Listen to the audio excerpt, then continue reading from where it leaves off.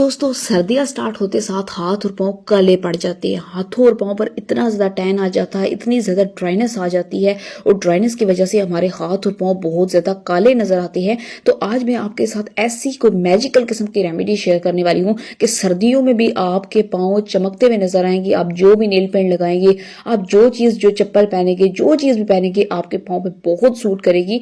या फिर आपकी शादी होने वाली है और आप अपने हाथों और पांव को बेबीज की तरह स्मूथ, ठीक है, और हेल्दी और शाइनी से अपने हाथों को देखना चाहते हैं, तो आप लोगों ने इस रेमेडी को प्रॉपरली अप्लाई करना है। इस रेमेडी के 2 स्टेप हैं। पहला स्टेप भी बहुत मैजिकल है, दूसरा स्टेप भी, लेकिन ये 6 मिनट की पूरी प्रॉपर वीडियो है, लेकिन इस छोटी सी वीडियो में डिटेल से बताना बहुत मुश्किल है और आपको समझ भी नहीं आनी थी। तो इसी वीडियो के कमेंट सेक्शन में मैंने आपको एक लिंक दिया हुआ है, आपने इस पर क्लिक करना है, पूरी वीडियो को डिटेल से देखना है, अप्लाई करना है और फीडबैक आपने लाजमी मेरे साथ शेयर करनी है। और इस रेमेडी को आपने अपने फ्रेंड्स और फैमिली के साथ भी लाजमी शेयर करना है।